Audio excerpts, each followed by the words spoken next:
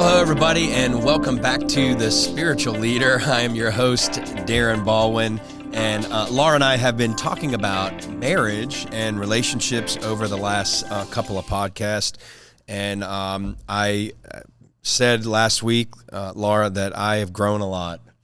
I'm committed to this process. You have. Well, the thing is it's a reality. Whatever you invest in, you're going to grow in. I'm trying. I'm trying real hard. You know, when you get to the point where you realize, like, man, you have so many problems and you got to fix those problems. And you're like, man, it's just overwhelming. No, but the Lord helps us. But I genuinely have been growing in the last couple of months in this area. It's not uncommon. People think they're different when they start having challenges and problems in their marriage or relationships, but problems are normal. Yeah. They're absolutely normal. If you think you're going to have a perfect marriage with no problems, you're living in la la land. Well, it's not realistic simply because the storms of life come to everyone. And when storms of life, come to you, it can cause challenges and friction in a marriage, and it's just, that's part of it. So learning how to overcome, learning how to communicate, learning how to move forward, learning how for two to become one. I mean, that's our goal. That's what we're keeping before us. Yeah, I like that. And we keep reiterating because it just bears repetition. Marriage is a lifelong commitment. Yeah. We don't look for a way out when things get hard. We always say, hey, if there's physical abuse or harm or things like that, that's different. But in the majority of marriages, problems are people just look for outs when they start having challenges and problems. But that's not the time to look for an out. No. That's the time to look for a resolution. Yeah, and no matter where you're at in your marriage, I mean, you may be really struggling in your marriage, or you may go, I've got a good marriage, but don't stay there. Let's go from good to great. Yeah. You can grow no matter where you are on the ladder. We've been married 20 years. Well, I don't want to just say, well, we've made it 20 years, so we know how to coast, the next 20, 40, 60 years. No, we should continuously be climbing and getting stronger and getting better. I think our best days are ahead of us. They are. They are definitely ahead of us. So we just want to continue on in the subject of marriage, and we have some interesting statistics here. I like statistics. If you know somebody that, maybe they're having some ups and downs in their marriage or relationship, you might want to share this podcast with them because it'll be a blessing to them. It'll help them if they're open to, receive. Yeah. Why don't you read some of these? So, and we know the statistic. This is a terrible statistic that is mentioned constantly, but almost 50% of all marriages in the United States will end in divorce or separation. We know that statistic, but I found this next one to be interesting and really encouraging, and I like encouraging. Married couples that are actively involved in church, not just say, I'm a Christian or I'm a member of the church, but they're actually actively involved and connected to their local church. The divorce rate is 27 to 50% lower. Boy, that's something I'd take hold right there. Yeah, I'd take hold on that. That's an encouragement right there. Maybe you're you've kind of gotten away from church, pandemic hit, things shifted and you got kind of comfortable. This is a reason to get back. You got kind of comfortable, then your marriage started slipping, then you started slipping in other areas. Hey, the point of that little illustration is get your butt back going in church, right? Get your family connected. Yeah. Researchers estimate that 41% of all first marriages end in divorce. 60% of second marriages end in divorce. And 73% of all third marriages end in divorce. So to me, what it shows is that, if you didn't get it the first round, it doesn't mean, well, I'm going to get it the second round or the third round. That's powerful. It's not, unless you figure out some things, unless you learn how to communicate effectively, unless you learn what we're going to be talking in this podcast, to love with agape love, things aren't just going to change. If you think, well, a new man or a new woman's going to do it for me, that's not, according to statistics, it showed that that's... I didn't even see that when we went through that the first time, Laura. That's not what's going to make the difference. What's going to make the difference is learning some of these tools and equipping yourself better.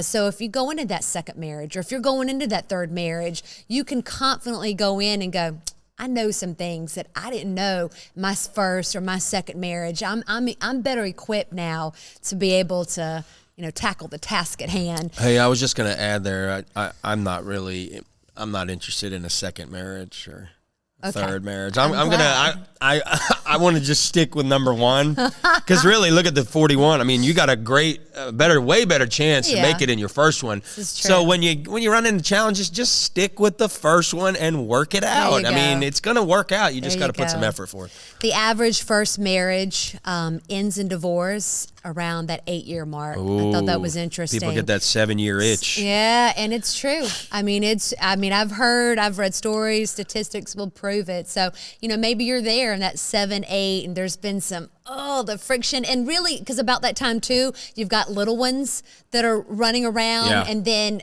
financially it's more challenging during that time. So there's a lot of different issues that are coming at you. So if you're in that, in that spot right now, be encouraged to know, okay, I'm not alone. There's a lot of other marriages that are in this spot, but if you could just keep pressing and moving forward, you can get over that hump. And I love, because what you just said, in that if the first 8 years, because the next one says 60% of all divorce involves individuals from ages 25 to 39. Yeah. And why is that? You're just starting your life. You're just starting your career. You're building a family. Yeah. You probably maybe have some financial challenges. Maybe you're learning some of those basic things of, communication, et cetera. That's where 60% of divorce happens, in that first 8 years. It's crazy. Yeah.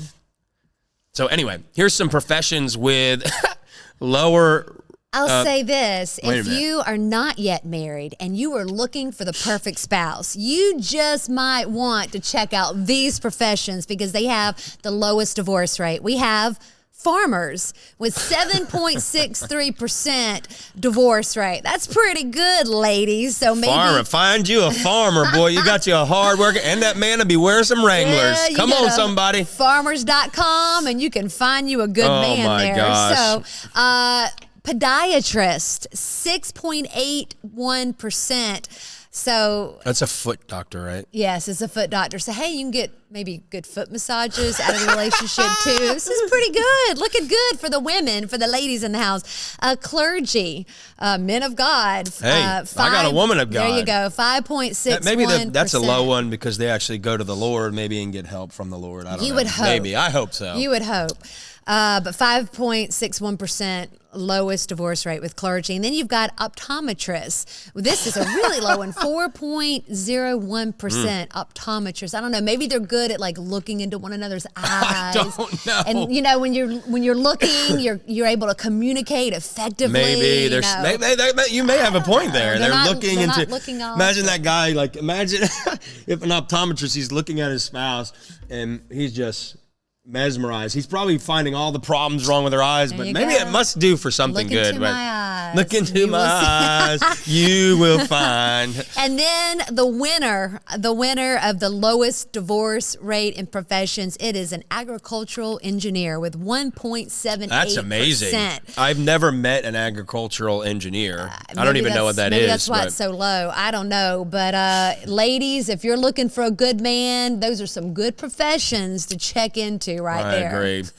Back to the thing, Laura, that obviously 60% of divorce between those ages, but 50% of all first marriages end in divorce. Yeah. I mean, that's like saying when you go to the altar, you say, I do.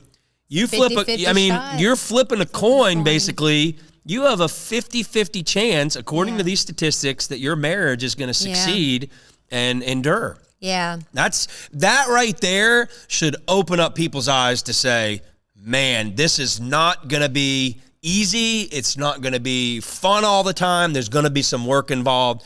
But like anything, if you want something good, you're probably going to have to put some effort into it. Yeah. And anyway. I agree. Yeah. And I think, and what we're going to get into now today, and it's essential to have in your marriage, and it's love. You know, we go, well, of course, you marry for love. You wouldn't get married to the person if you didn't love them. But I think a lot of times when we go into a marriage, we have an idea of love. Yeah. And we do love, but there's a higher love. And I really want to hit on, there's 4 types of love here. And if you're only operating in the first 3 types of love and you never tap in to the highest and into the greatest love, you're really going to struggle. And, you know, it's hard to grow. It's hard to mature in your marriage when you're stuck in those first 3 loves. But I'm just going to go through these quickly. And the first love, it's eros. It's a self-seeking, it's self-gratifying, it's that sexual attraction.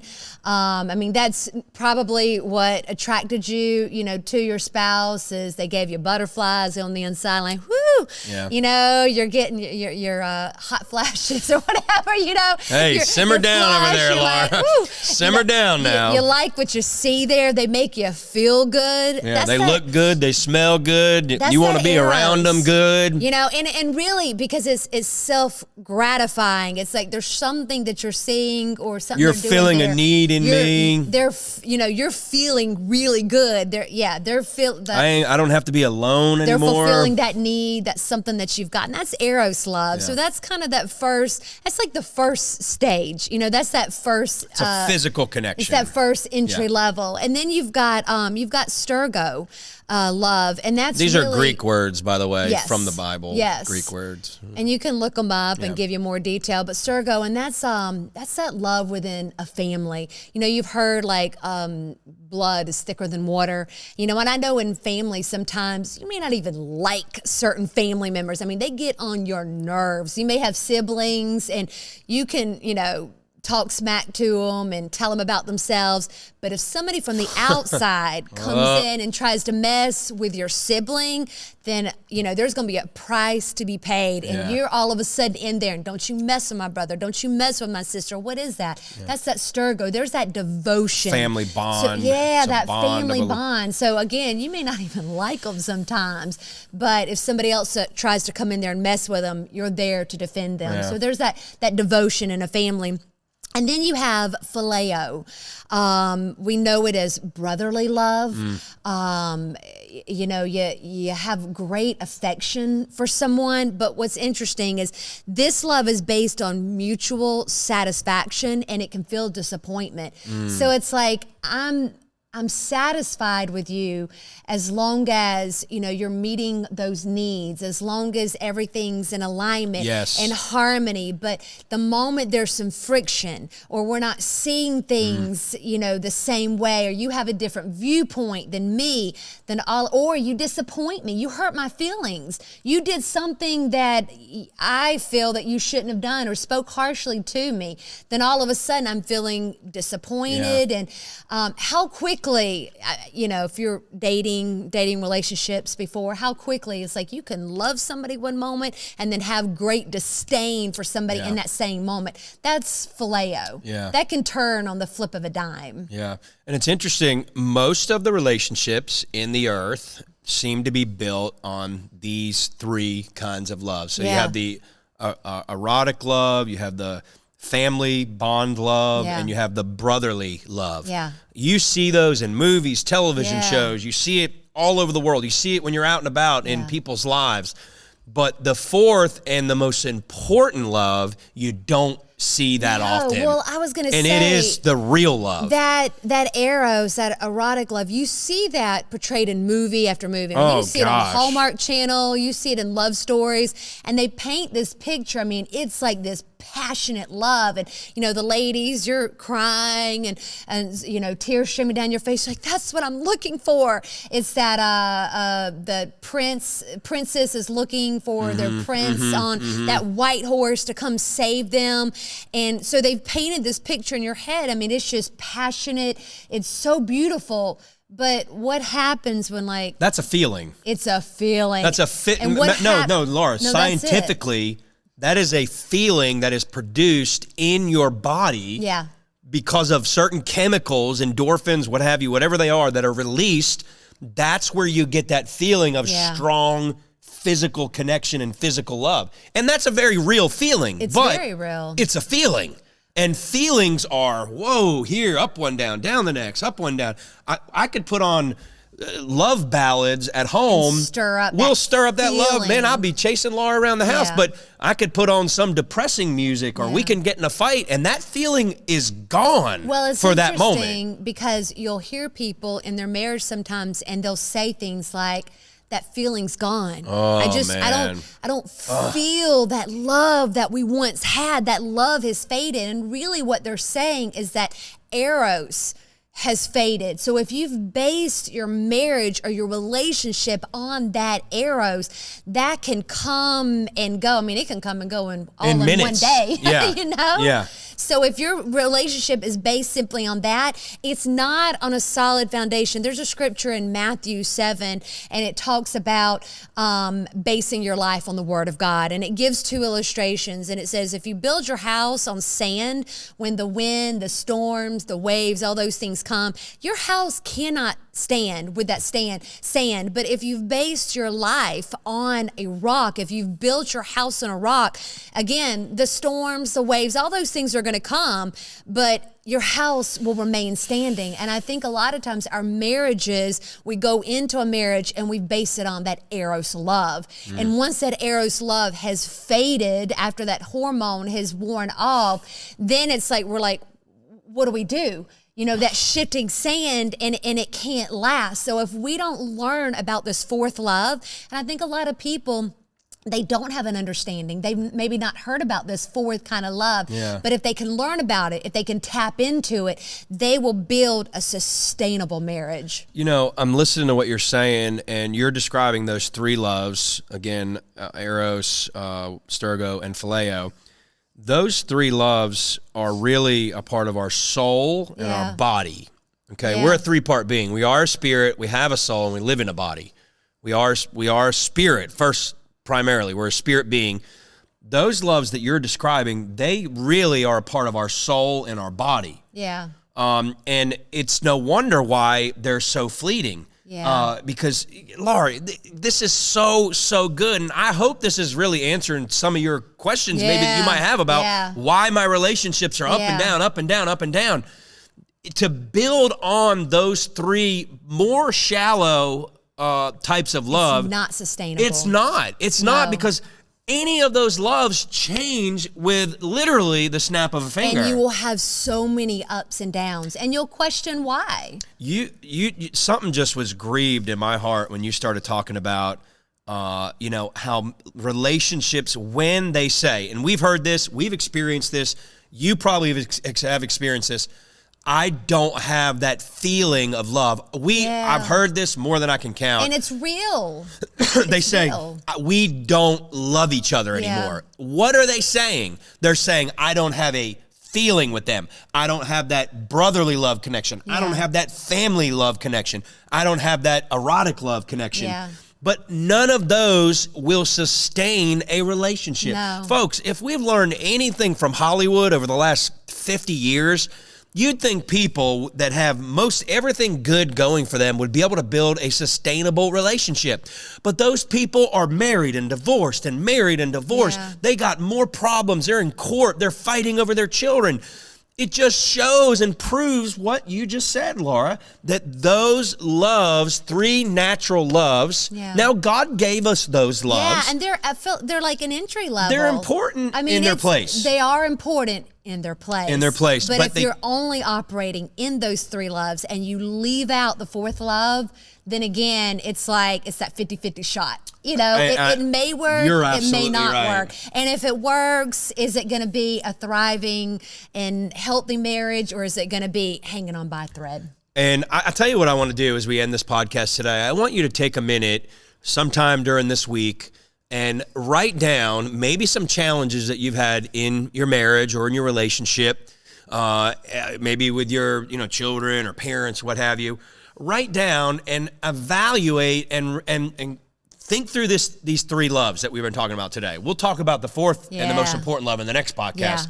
But write down and see if you can get some revelation or insight into which of those loves are you operating from. when you say I'm not in love anymore, are you saying I don't have that physical feeling or connection?